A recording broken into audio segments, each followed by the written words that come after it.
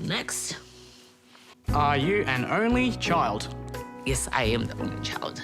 I am an only child. My mum said one was enough. But at my time, there's no policies from Chinese government. You can only have one child. I am an only child. I was born the first generation of the first child policy. I was born in China during the one-child policy era. I wouldn't have a sister if we hadn't moved here. I do dream of having like a sibling. Yeah, I mean, the one-child policy in China is just such an abrupt social change. I do believe it's the best policy at the time. The population is getting out of control. The one-child policy is simple mathematics. You have two child-bearing person, produce one child, and you have your population under control. From an environmental point of view, I think it's great. But they didn't understand the population dynamics, didn't take into the cultural aspect of China. Our obligation to support your elders.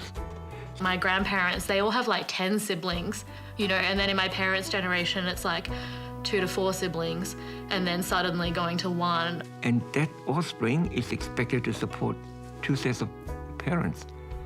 That is unrealistic. I was an only child and everyone expected me to be a son. In Chinese culture is what's preferred. China is a patriarchal society. We always want to have a male to carry on the family name and the lineage. My mom, she was pregnant with me, and then she was advised to have a termination so she can have another chance. It cost so much angst to have abortion when it was near full term. And now we're overflowing with male.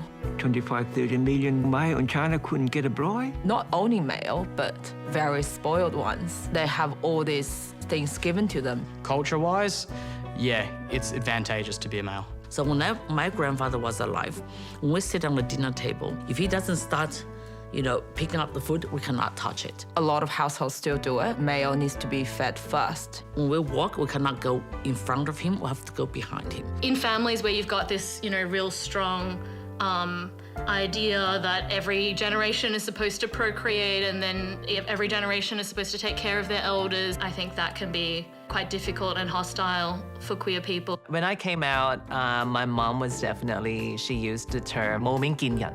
I mean, she would have no face to see other people. Saving face is a big thing in Chinese culture. They care too much about what people think about them. So when there is loss of face, you are compromising that. If people realize that mom had raised a queer son, what would people think of her as a teacher? My family, in a lot of ways, is less overtly patriarchal. My mum kept her own surname. She only took on my dad's name after we came to Australia. I think it's quite balanced. In our time, a female, male, because female are also the income earners. Being an only child as a female, I never felt like my parents felt like, they drew the short straw, they were cheated out of a son. Like, I would say both my grandmothers are like pretty strong feminists. They're both university educated at a time when that was quite rare. I come from like quite a feminist lineage, I suppose.